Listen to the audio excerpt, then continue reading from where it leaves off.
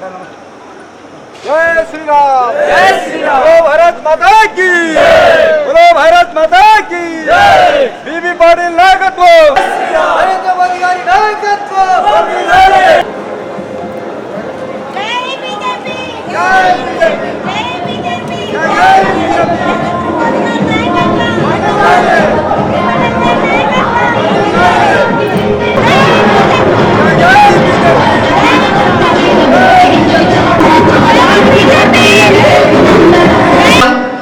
గంగారెడ్డి గారు పార్లమెంట్ ప్రమాణి గారు, రవిరాజు గారు పార్లమెంట్ కన్వీనర్ గారు, నగేష్ యాదవ్ గారు, డాక్టర్ శ్రీరామ్. మరి మాజీ సర్పంచ్ రాజేందర్ గారు కూడా కావాల్సిందిగా కోరుతా ఉన్నాం. అందరికీ గట్టిగా చప్పట్లు. చట్ట నాగూర్ కే నాని, అంబాదాస్, దత్తు, వడ్ల సాయి, అనుషాభాయ్, అంకుష్, రఘు, బాబు, గోవింద్, తులసిరామ్, రూప్ సింగ్, ధనరాజ్. మరి గ్రామ పంచాయతీ నుంచి యువత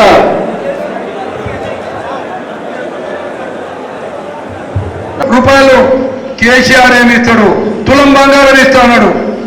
ఆడపిల్లలు 18 సంవత్సరాలు నిండగానే 2500 ఇస్తున్నాడు. చదువుకున్న పిల్లలకు స్కూటీ ఇస్తున్నాడు. రాహుల్ గాంధీతోని ప్రతి ఇంటికి 4000 రూపాయలు పెన్షన్ ఇస్తున్నాడు. ఆలోచించండి మీరు, ఎన్ని దగులు బాజీ మాటలు చెప్పి ఈరోజు ప్రభుత్వంలోకి వచ్చిండు. ప్రభుత్వంలోకి వచ్చి మీరు వేరే ఆలోచించకండి. ఈరోజు ధర్మం కొరకు మరి మోదీ గారు సేవ చేస్తూ ఉన్నారు. మీరు ఆలోచించి అడగండి. కాంగ్రెస్ వాళ్ళు వస్తే షట్కర్ రాని, రేవంత్ రెడ్డి రాని, అంతకన్నా యోధుడు రాని, మీరు చెప్పిన మాటలు ఎక్కడున్నాయని అడగండి.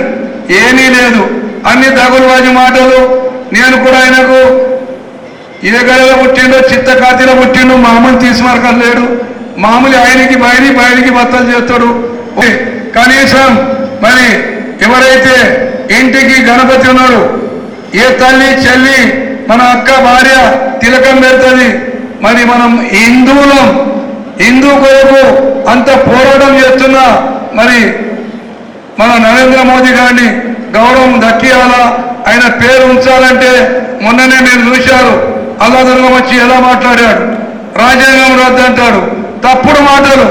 నేను అడుగుతున్నా మా ముఖ్యమంత్రి రేవంత్ రెడ్డికి, సురేష్ షెట్కార్కు, మీకు దమ్ముంటే ఆ రోజు నాయుడు ప్రధానమంత్రి ఉండే, బాబాసాహెబ్ అంబేద్కర్ లా మినిస్టర్ ఉండే, ఆ రోజు ఎందుకు రాజీనామా పెట్టిండు? దానికి ఫస్ట్ జవాబు ఇవ్వండి. ఆయనకు బాధ అనిపిస్తుంది పెట్టిండు కదా. అన్ని అబద్ధాలే, తప్పుడు మాటలు. కమిటీ ప్రజలకు, అక్క చెల్లెలకు, అన్నతమ్ములకు ప్రతి ఒక్కరికి నమస్కారాలు. రెండుసారి మీరు నాకు ఓటేసి పార్లమెంట్ తోలిసినంత కోసం కూడా ధన్యవాదాలు చెప్తున్నాను. గత 10 సంవత్సరాలు నారాయణ డెవలప్మెంట్ కోసం కానీ, జయరాబాద్ పార్లమెంట్ కోసం కానీ ఎన్నో పని చేసుకున్నాం. అట్లా రోడ్స్ అంటే ఎస్ఎంఏ రోడ్ కానీ, నిజాంపేట నారాయణ బీదర్ రోడ్ కానీ, ఇప్పుడు రూ అర్బన్లా నారాయణఖేడ్లో చేసిన పనులు కానీ ఇటువంటి పని చేసుకున్నాం. తప్పకుండా నారాయణఖేడ్ ఒక బ్యాక్వర్డ్ పార్లమెంట్ ఉంది. ఎన్నో డెవలప్మెంట్ ఇక్కడ అవసరం ఉన్నాయి. ఎప్పుడైనా పార్లమెంట్ అటాచ్ చేసేందుకు ముందు అచ్చుంటి మొట్టమొదటిగా ఇప్పుడు ప్రజలు ఒక్కటే కోరుకున్నారు, మీరు ఎంపీ అయిన తర్వాత ఒక పని చేయాలి, ఇక్కడ ఒక ఫ్యాక్టరీ తీసుకురావాలని చెప్పిండు. తప్పకుండా నేను కూడా ప్రయత్నం చేసి ఒక మంచి ఫ్యాక్టరీ తీసుకొచ్చి ప్లానింగ్ చేసుకున్నాను.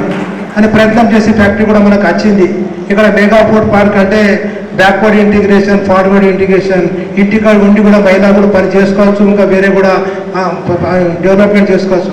అటువంటి ప్రాజెక్ట్ వచ్చిన తర్వాత వేరే రీజన్ కోసం ప్రాజెక్ట్ క్యాన్సిల్ అయిపోయింది.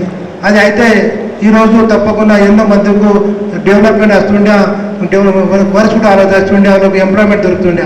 అట్లానే ఈ డెవలప్మెంట్ చేసేటప్పుడు తెలంగాణ నుంచి ఎన్నో ప్రపోజల్స్ మేము తోలేసిన తర్వాత ఇది ఒక ప్రపోజల్ మాకు శాంక్షన్ అయినా కానీ అది కాలేదు. అది మా కోసం చాలా బాధాకరం ఉంది. ఈ డెవలప్మెంట్ చేసేటప్పుడు ఎన్నో ఇన్ఫ్రాస్ట్రక్చర్ చేసుకున్నాం, కేంద్రీయ విద్యాలయం చేసుకున్నాం, సైనిక స్కూల్ చేసుకున్నాం, రూ అర్బన్ చేసుకున్నాం.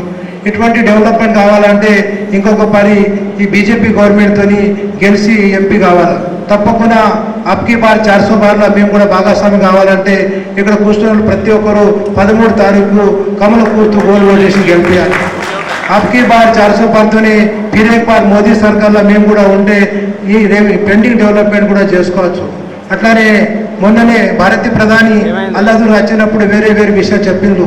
ఈ కంకి మండల్ అంటే ఇక్కడ లింగాయత్ కానీ మరాఠా కానీ ఇంకా వేరే వేరే కమ్యూనిటీలు ఉంటారు. వాళ్ళ కోసం ఓబీసీ అవసరం ఉంది. ఓబీసీ అవసరం ఉంది, అందుకోసంకే గత 10 సంవత్సరాల నుంచి మేము ప్రయత్నం చేస్తున్నాం ఓబీసీ కోసం. ఎన్సీబీసీ చైర్మన్ నుంచి సోషల్ జస్టిస్ మినిస్ట్రీ దాకా అన్ని ప్రపోజల్ తీసుకొని పోయినాం. అయితే కూడా అది పెండింగ్ ఉంది. తప్పకుండా ప్రధానమంత్రి చెప్పినట్టు రాబోయేలా ఓబీసీ కూడా చేసుకుంటాం. అట్లానే మా దళిత బంధు కోసం దళితుల కోసానికి వర్గీకరణ విషయం కూడా పెండింగ్ ఉంది, అది కూడా చేసుకుంటాం. ఎస్టీ కోసానికి ఎస్టీ రిజర్వేషన్ కానీ సేవాల జయంతి విషయం కూడా చేసుకుంటాం. ఇటువంటి ఎన్నో పని చేసుకుంటా పోయిన ప్రధానమంత్రి గారు సబ్కా సాత్ సబ్కా వికాస్ సబ్కా సవాస్ అని ఎన్నో డెవలప్మెంట్ చేసుకున్నారు. మహిళా కోసానికి ఉజ్వల్ గ్యాస్ యోజన కానీ బేటీ పడావ్ బేటీ బచావ్ యోజన కానీ లేకుంటే 33% రిజర్వేషన్ కట్టి పని చేసుకున్నాం. ఇటువంటి పని ఇంకా కావాలంటే ఇంకో పని తిరిగి భారత ప్రధానమంత్రి నరేంద్ర మోదీ కావాలి. అందుకోసానికి ప్రతి ఒక్కరు కోరుకునేది ఒకటే, 13 తారీఖు ప్రతి ఒక్కరు కమల గుర్తు పూలు పోసి ఓటేసి గెలిపేయాలంటే డెవలప్మెంట్ చేసుకుంటాం. గత 10 సంవత్సరాలు డెవలప్మెంట్ చేసేటప్పుడు ప్రతి డెవలప్మెంట్లో ప్రతి స్కీమ్లో కేంద్రీయ వాటా ఉంటుంది. కేంద్రీయతోనే మొత్తం పని అవుతాయి. ఎన్ఆర్ఈఎస్ పని అంటే కూడా అక్కడ నుంచి సెంట్రల్ గవర్నమెంట్ ఫండ్ ఉంటాయి అన్న. ఇటువంటి ఏ డెవలప్మెంట్ కావాలంటే సెంట్రల్ గవర్నమెంట్ కన్సర్న్తో అవుతుంది. ఇక్కడ మాకు రైల్వే లైన్ జరుగుతుండే, ఆ రైల్వే లైన్ కోసం కూడా మేము కొట్లాడినాం, రైల్వే లైన్ తీసుకొని వచ్చాను. ఇంకా వేరే వేరే డెవలప్మెంట్ కూడా చేసుకోవచ్చు. అందరికీ కోరేది ఒకటే ఉంది, ఇక్కడ అందరూ కూర్చున్న బూత్ కమిటీ వాళ్ళు ఉన్నారు, శక్తి కేంద్రాలు ఉన్నారు, మండల ప్రెసిడెంట్ ఉన్నారు. ప్రతి ఒక్కరు ఇక 5-6 రోజు మంచిగా పనిచేసిన తర్వాత తప్పకుండా 50% ఓటు వస్తే రాబో రోజుల్లో కూడా జడ్పీటీసీ ఎంపీటీసీ సర్పంచ్ కూడా గెలిపే ఛాన్సెస్ ఉంటుంది. మీకు అందరికి చెప్పేది ఒకటే, తప్పకుండా రాబో రోజుల్లో ఇక్కడ కూడా హైదరాబాద్లో కూడా బీజేపీ గవర్నమెంట్ శాశ్వతం వస్తుంది అనుకుంటున్నా. అట్లానే బీజేపీ గవర్నమెంట్ కేంద్రం వచ్చేది శాశ్వతం ఉంది. తప్పకుండా మేము కూడా ఇక్కడ నుంచి పోతే సేమ్ గవర్నమెంట్ ఉంటుంది, సేమ్ ఎంపీ ఉంటుంది. అందుకోసం డబల్ డెవలప్మెంట్ చేసుకోవచ్చు. ఇదే చెప్పి మేము అందరికీ ధన్యవాదాలు చెప్తాను. Thank you.